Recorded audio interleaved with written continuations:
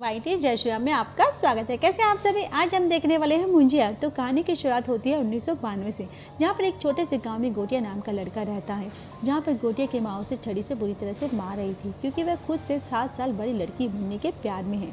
मुन्नी की शादी होने वाली है, लेकिन गोटिया को मुन्नी इतनी ज़्यादा पसंद है कि वह उसके लिए कुछ भी कर सकता है, लेकिन माँ की मार के आगे गोटिया की नहीं चल पाती और मुन्नी की उसी के सामने शादी हो जाती है। दूसरी तरफ गोटिया का जनेऊ संस्कार भी करा दिया जाता है, जिसे मुंडन भी कहा जाता है। लेकिन गोटिया मुन्नी के पीछे पूरी तरह से पागल है, इसलिए वो अपनी बहन को लेकर एक जगह की तरफ निकलता है, जिसका नाम होता है चिंटूवाड़ी। वो लोग यहाँ से चिंटूवाड़ी के लिए निकलते हैं। दरअसल में गोटिया जो है वो काला जादू करके मुन्नी को बस में करना चाहता था। तो गोटिया चिंटूवाड़ी में एक बड़े से पेड़ के नीचे काले जादू के प्रोसेस को चालू कर देता है, और इस काले जादू के तहत गोटिया को एक एक बलि भी देनी भी थी। वह बलि जो है वो अपनी बहन की देने वाला था। जैसे ही उसकी बहन को मालूम चलता है कि गोटिया जो है वो उसे मारने वाला है, तो वो यहाँ पर जान बचाकर भागने की कोशिश करती है, और तभी हड़बड़ाहट में गोटिया को एक ठोकर लग जाती है, जिस वजह से वो नीचे गिर जाता है और यहीं पर सर पर चोट लगने की वजह से उसकी मौत हो जाती है। तो अगर किसी लड़के की मौत जनेऊ संस्कार के 10 दिन के अंदर हो जाए, तो किसी भी पेड़ के नीचे उसकी अस्थियों को गाड़ दिया जाता है और उसकी आत्मा को पेड़ से बांध दिया जाता है। नहीं तो लड़के की आत्मा ब्रह्म राक्षस बन जाती है, जिसे मुंजा कहते हैं। ये ब्रह्म राक्षस उस परिवार के आगे के वंश को लोगों को दिखाई भी देता है। तो यहाँ पर चिंटू बाड़ी में एक बहुत बड़े पेड़ के नीचे गोटिया की आत्मा को बांध दिया जाता है, और यहाँ पर हम किसी का भी आना जाना पूरी तरह से बंद कर दिया जाता है। जिसके बाद कहानी जो है वो जाती है 2024 में, जहाँ पर हम एक पुणे में रहने वाले बिट्टू को आप देखते हैं, जो बिल्कुल सीधा साधा भोला भाला बिट्टू अपनी पंजाबी माँ पम्मी के साथ उनके पार्लर में ही काम करता था। बिट्टू और उसकी माँ के साथ उसकी अजी यानी दादी भी रहती है। दादी और माँ ने दुलार से बिट्टू को बड़ा किया था, और बिट्टू का सपना है कि यूएस जाकर कॉस्मेटोलॉजी की पढ़ाई करे, लेकिन उसकी माँ हर बार उसे मना कर देती थी। साथ ही उसे कहा जाता था कि जो उसकी हरकतें हैं वो उसके बिल्कुल पिता की तरह हैं, लेकिन उसके पिता के बारे में उसे कुछ नहीं पता था। वो सुनता रहता था कि उसके पिता ऐसे थे, उनके पिता ऐसे थे, उनकी आदतें ऐसी थी, लेकिन असल में उनके बारे में कुछ नहीं जानता था, और ना ही उसे कुछ बताया गया था।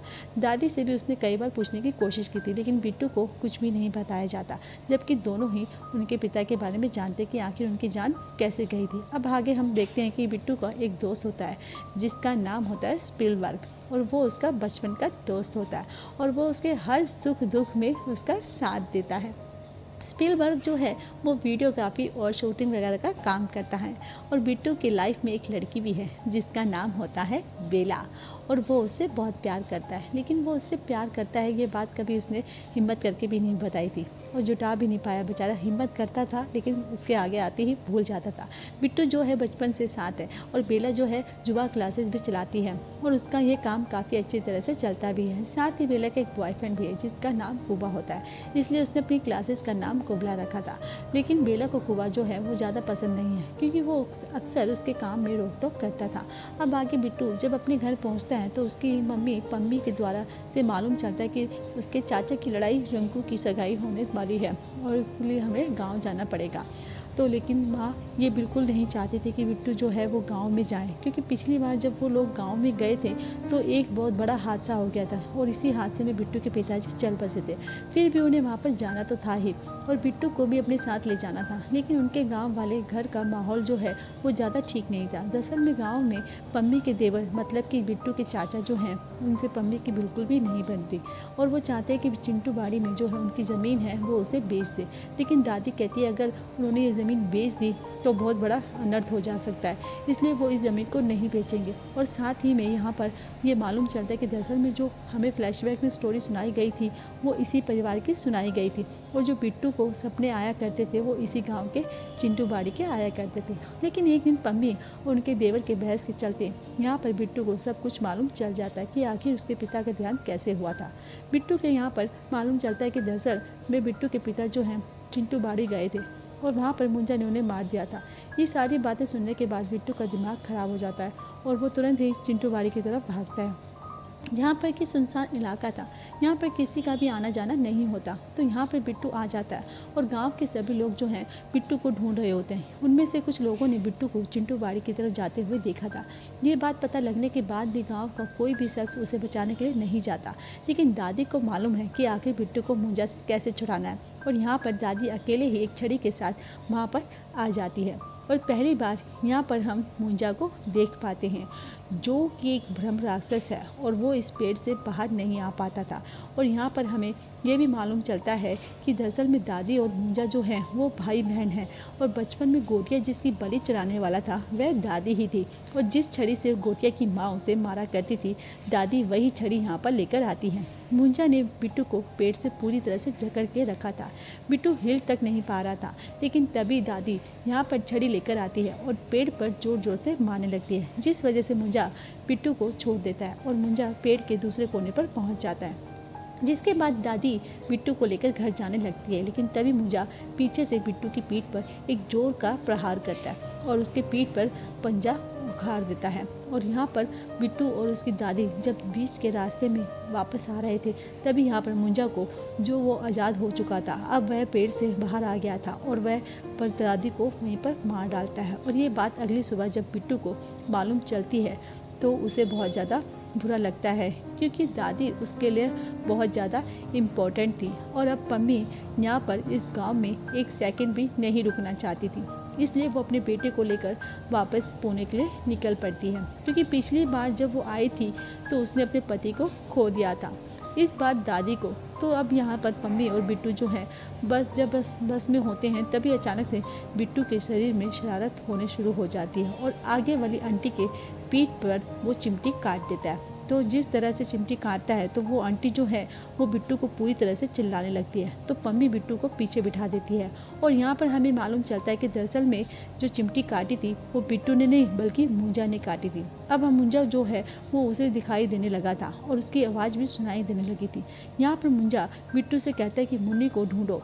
अब वो लोग वो बहुत जाता है कि पता नहीं कौन है, क्या है, मेरे पीछे क्यों है। हर शाम बिट्टू के अंदर शरारत होती है, उसे मुंजा दिखाई देने लगता है और वो सुबह होते ही गायब भी हो जाता है। और मुंजा लगातार सिर्फ एक ही बात कहे जा रहा है कि मुन्नी को ढूंढो, मुन्नी को ढूंढो, मानो उसकी कैसेट अटक गई हो। शाम होते ही मुंजा आ जाता है और यह रात भर बिट्टू के साथ रहता है, जिस वजह से बिट्टू रात भर नहीं सो पाता और वह रात भर सिर्फ और सिर्फ मुन्नी को ही ढूंढने में लगे रहते हैं। लेकिन यहाँ पर बिट्टू को समझ में नहीं आ रहा था कि आखिर मुन्नी है कौन। तो परेशान होकर बिट्टू अपनी ये सारी बातें अपने दोस्त को बताता है। दोस्त को ये सारी बातों पर विश्वास नहीं होता और वो उसके ऊपर हंसने लगता है। लेकिन जब उसे मुंजा की आवाज़ सुनाई देती है तब जाकर उसे उसकी बातों पर विश्वास होता है। तो मुन्नी कौन है, इस बात का पता तो गाँव से ही लग सकता था, इसलिए वो लोग रंकू का सहारा लेते हैं। जो रंकू बताती है कि मुन्नी के घर वाले जितने भी यहाँ पर रहते हैं वो अब गांव में नहीं रहते, लेकिन बचपन की कुछ फ़ोटो से उनके द्वारा पता लगाया जा सकता है। तो रंकू फ़ोटो सेंड कर देती है और यहाँ पर बिट्टू जो है उन फ़ोटोज़ को देखता है। यहाँ पर उन्हें मुन्नी के सरनेम के बारे में मालूम चलता है और दरअसल ये सही वही सरनेम होता है जो बेला का होता है, इसलिए उन्हें पूरा डाउट हो रहा था कि शायद ये पूरी फैमिली बेला की है। इसलिए वो तुरंत ही बेला के घर पर जाता है। बेला जब यहाँ पर बिट्टू को देखती है तो वो तुरंत ही बिट्टू को अपने गले लगा लेती है। उसने दादी के बारे में सुना था और वो ऐसे बुरे वक्त में उसके साथ नहीं थी, इसलिए वो उसे हक कर लेती है। और ये सब मुंजा भी देख रहा होता है। बेला की जो दादी है वही मुन्नी है और मुंजा को मुन्नी से शादी करनी थी, लेकिन अब मुंजा को बेला पसंद आ गई और अब यहाँ पर मुंजा को बेला से शादी करनी है। अब उसके मुंह पर सिर्फ और सिर्फ बेला नाम रहता है। यह सुनकर अब बिट्टू भी पूरी तरह से हैरान रह जाता है कि लेकिन बिट्टू ये होने नहीं दे सकता, क्योंकि मुंजा जिससे भी शादी करेगा उसकी बलि देनी होगी, तब जाके मुंजा को मोक्ष प्राप्त होगा। और एक बड़ी बात, बिट्टू जो है वो बेला से प्यार करता है, तो ये बिल्कुल भी नहीं होने दे सकता। जिसके बाद बिट्टू और उसका दोस्त मॉडर्न तांत्रिक प्रभाकर के पास जाते हैं प्रभाकर फ्रॉडगिरी कर के पास पैसे कमाता है, लेकिन उसे मुंजा के बारे में सब कुछ मालूम है। उसने आज तक 4 मुंजा से लोगों को छुटकारा दिलवाया है और अब वो मुंजा के बारे में उन्हें सब कुछ बताने लगता है कि किसी भी लड़के को मुंडन होने के 10 दिन पहले अगर कोई लड़का मारा जाता है तो उनकी अधूरी इच्छा दो वो मुंजा बन जाते हैं। अक्सर ऐसे मुंजा जो हैं वो ज़्यादातर आशिक के रूप में पाए जाते हैं और यहाँ पर भी प्रभाकर के पास ये केस जो है वो आशिकी का ही है। बिट्टू यहाँ पर प्रभाकर को बता देता है कि मुंजा जो है वो बेला से शादी करना चाहता है, तो प्रभाकर मुंजा को मारने का तरीका बताता है। वो बताता है कि जब मुंजा की बेला से शादी होगी तो उसे जीवित रूप में आना पड़ेगा, तो मुंजा की आत्मा को पहले बकरे में डालना होगा, जिसके बाद बेला और बकरे की शादी होगी। लेकिन आत्मा डालने से पहले बकरे के ऊपर एक खास तरह का निशान बनाना होगा और वो निशान जो है खून से बनेगा और वो खून जो है वो मुंजा के घर वालों का ही होना चाहिए, मतलब कि बिट्टू के घर वालों का। तो जब मुंजा की आत्मा बकरे में डलेगी और बेला बकरे की शादी होने वाली होगी तो बकरे को मार देना, तो मुंजा भी अपने आप का मारा जाएगा। लेकिन इन सब के लिए उन्हें बेला को मारना होगा। गाँव जाने के लिए तो वो यहाँ पर बेला को एक ऑफ़र देते हैं कि जुम्बा के प्रमोशन के लिए वो एक वीडियो शूट करना चाहते हैं, लेकिन वो वीडियो जो है वो गाँव में शूट होगी। तो यहाँ पर बेला जो है वो मान जाती है और अपने क्रू के साथ वहाँ गाँव के लिए निकल जाती है, जहाँ पर कि सभी लोग मौजूद थे। और यहाँ पर हम प्रभाकर को भी देख पाते हैं जो कि उन्हीं के साथ गाँव जा रहा होता है, क्योंकि उसी को तो आगे सब कुछ कर संभालना था और इन सब के साथ पम्मी भी आई होती है। जिसके बाद जुम्मा के प्रमोशन के लिए वीडियो शूट होने लगता है, जहाँ पर कि बिट्टू जो है वो बेला को बहुत पसंद करता है और वो अपनी जब दिल की बात बताने वाला था कि तभी यहाँ पर कुआ आ जाता है और वो बेला को अपने साथ ले जाने लगता है। लेकिन तभी यहाँ पर मुंजा आ जाता है और वो यहाँ पर कुआ को घसीटते हुए जंगल के रास्तों से दूर ले जाता है, क्योंकि बेला के नज़दीक मुंजा किसी को भी नहीं आने देगा। इसलिए मुंजा ने गुवा के साथ ऐसा किया। यहाँ पर मालूम चलता है कि गुवा के साथ जो हुआ उस वजह से उसके दोनों गुलाब जामुन टूट गए थे। अब किसी तरह से बेला को उस पेड़ के पास ले जाना चिटकले से में आसानी से, इसलिए नारियल पानी की जगह वह उसके अंदर शराब मिला देते हैं और एक बकरे का इंतज़ाम भी कर लेते हैं। जिसके बाद नारियल पानी के अंदर शराब मिलाने के बाद उसे पिलाई जाती है और उसे धीरे धीरे चढ़ना शुरू हो जाती है। जिसके बाद वो चिट्टू बाड़ी में उस पेड़ के नीचे बेला को ले जाते हैं, जहाँ पर कि बेला अब पूरी तरह से टल्ली हो चुकी थी। हम तो वो कुछ भी कर सकती थी।